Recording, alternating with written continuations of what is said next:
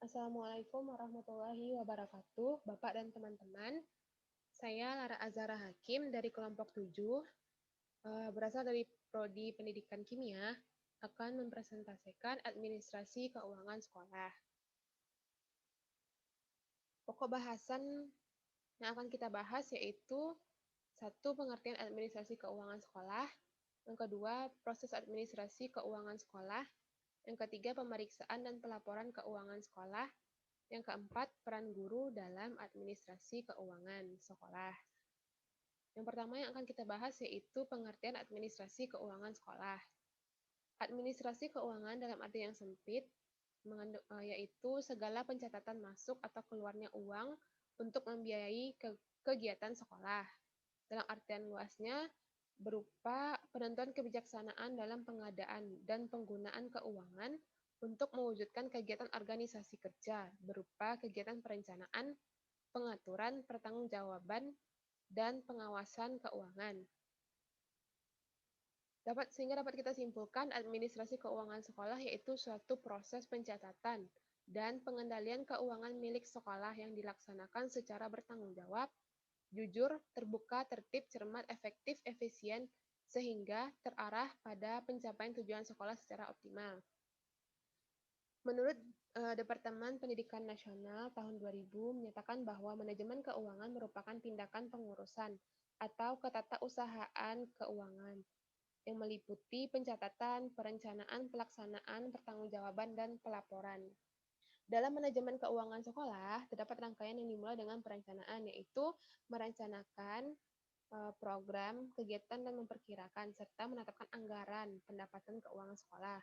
Penggunaan anggaran sekolah ini harus sesuai dengan perencanaan sekolah, pengawasan atau pengendalian penggunaan keuangan sekolah, dan pertanggungjawaban penggunaan serta pelaporannya. Selanjutnya yaitu tujuan administrasi keuangan sekolah. Satu, yaitu meningkatkan efektivitas dan efisiensi penggunaan keuangan sekolah.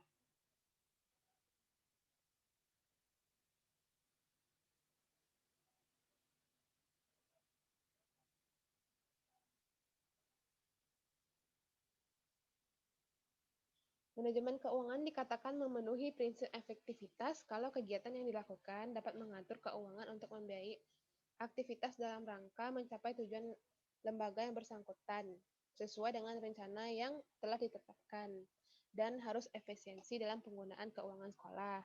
Yang kedua yaitu meningkatkan akuntabilitas dan transparansi. Artinya di sini bersifat keterbukaan terhadap penggunaan keuangan sekolah, baik itu masuknya uang dan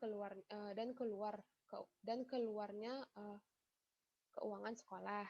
Yang selanjutnya yaitu meminimalkan kesalahan penggunaan anggaran sekolah. Jadi tidak ada penyelewengan dalam penggunaan anggaran sekolah, tidak ada korupsi. Begitulah maksudnya. Selanjutnya yaitu prinsip-prinsip keuangan sekolah. Sebagaimana terdapat dalam Undang-Undang Nomor 20 Tahun 2003 Pasal 48. Di sana terdapat prinsip-prinsip keuangan sekolah yaitu keadilan, adil dan efektif dalam pemakaian keuangan sekolah. Yang kedua yaitu transparan. Nah, eh, itu di mana pengelolaan keuangan sekolah harus ada keterbukaan dalam artian memberikan informasi yang jelas kepada pihak-pihak yang berkepentingan tentang dari mana sumber pendapatan keuangan sekolah dan juga seberapa banyak penggunaan keuangan sekolah ini. Itu harus nantinya akan dilaporkan. Kayak misalnya sedang rapat rapat kenaikan kelas antar orang tua dengan pihak sekolah. Nanti di sana akan dibunyikan dari mana keuangan sekolah, dari sumber di mana saja, dan dipakai untuk apa keuangan tersebut, seperti kegiatan OSIS, kegiatan dan kegiatan lain-lainnya. Yang ketiga yaitu efisiensi. Keuangan sekolah harus jelas masuk dan keluarnya.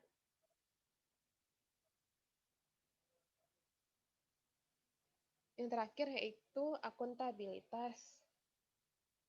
Penggunaan keuangan sekolah harus jelas pembukuannya secara terperinci.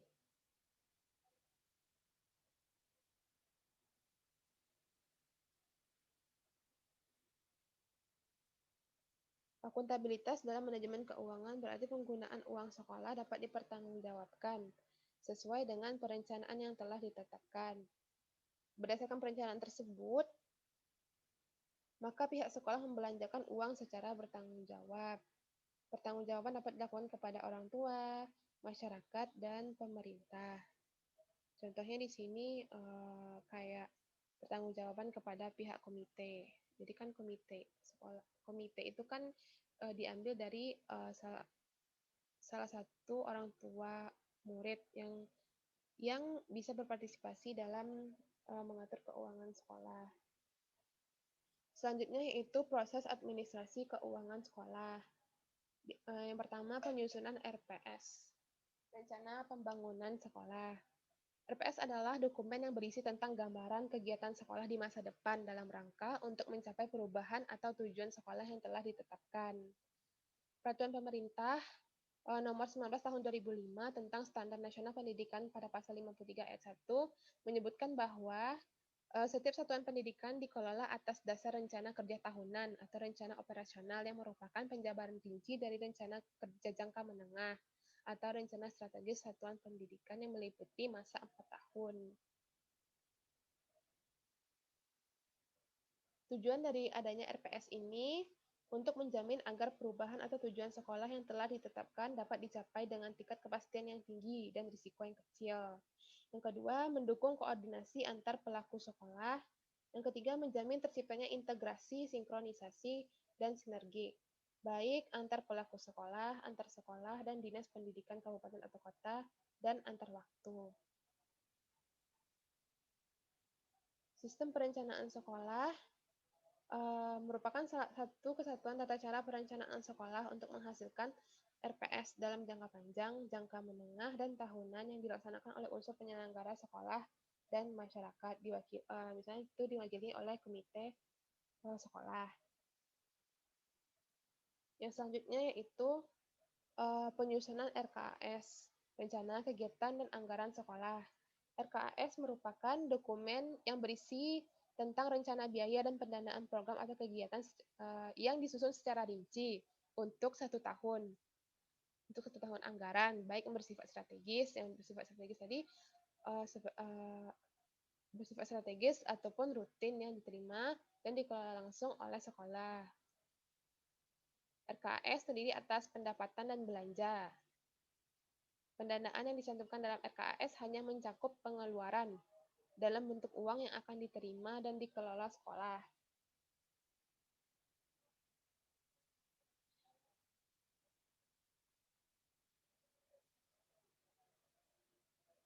Nah, penyusunan RKAS ini akan nantinya melibatkan kepala sekolah, bendahara, dan komite.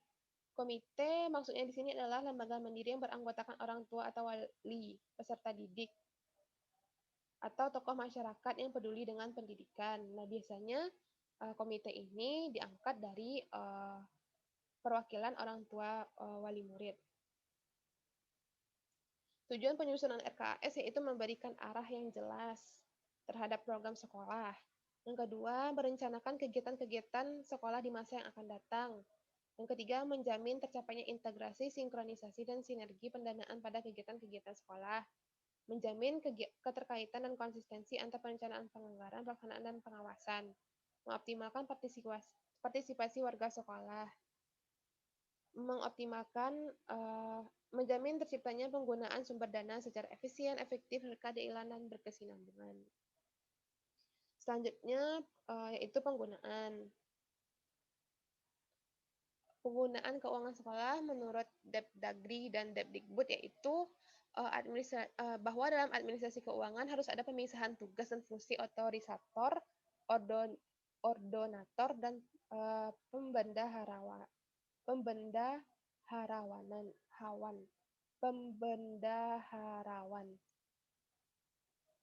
Di sini, otorisator adalah pejabat yang diberi wewenang untuk mengambil tindakan yang mengakibatkan terjadinya penerimaan atau pengeluaran keuangan.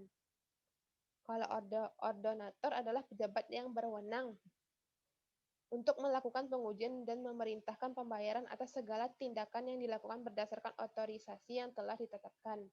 Sedangkan bendaharawan adalah pejabat yang berwenang untuk melakukan penerimaan dan pengeluaran uang atau surat-surat berharga lainnya yang dapat dinilai dengan uang dan diwajibkan membuat perhitungan dan pertanggungjawaban.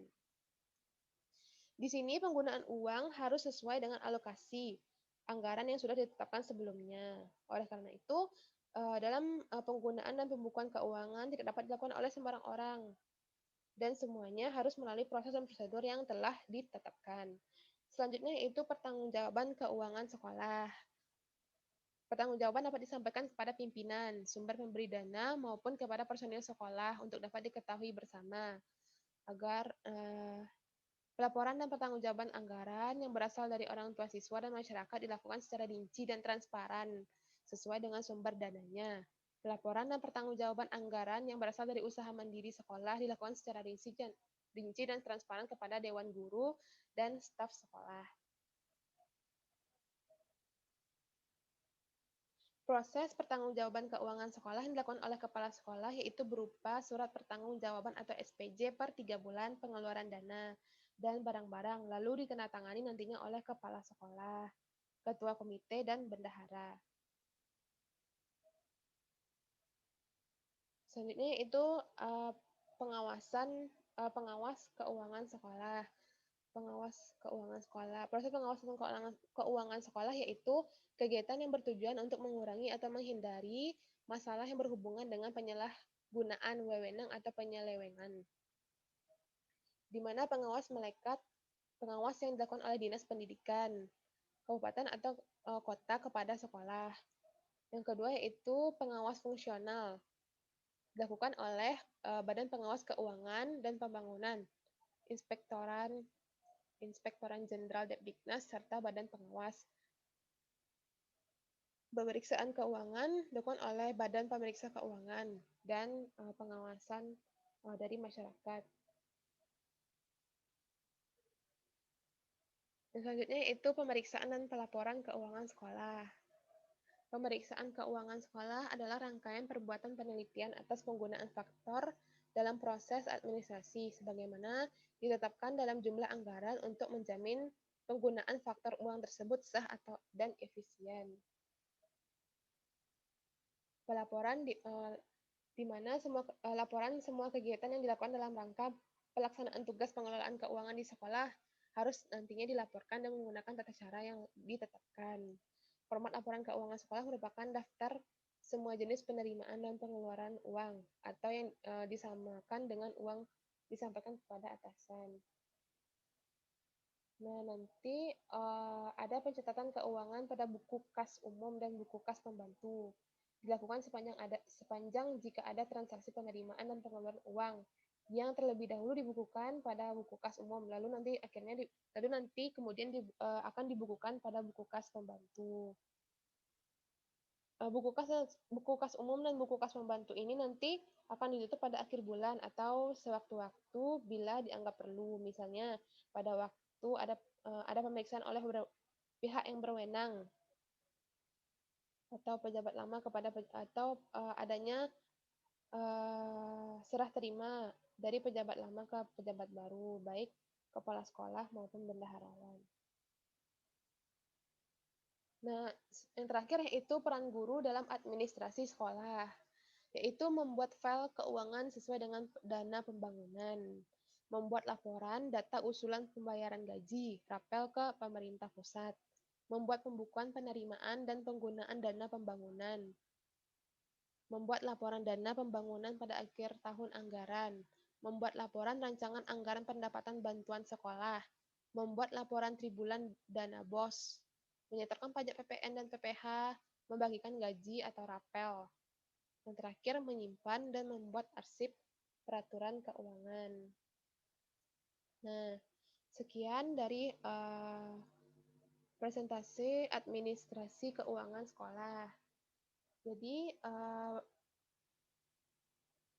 Penanggung biaya pendidikan adalah kepala sekolah. Namun demikian, guru, kita sebagai guru tuh diharapkan agar berpartisipasi dalam administrasi keuangan sekolah.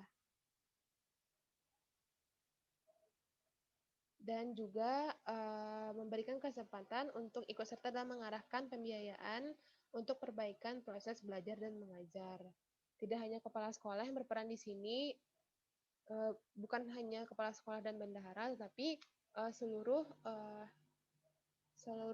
pihak sekolah, baik itu guru, akan berpartisipasi dalam administrasi keuangan sekolah ini. Baik, sekian dari presentasi saya. Apabila jika terdapat kesalahan, mohon dimaafkan. Wabillahi taufiq wal hidayah. Assalamualaikum warahmatullahi wabarakatuh.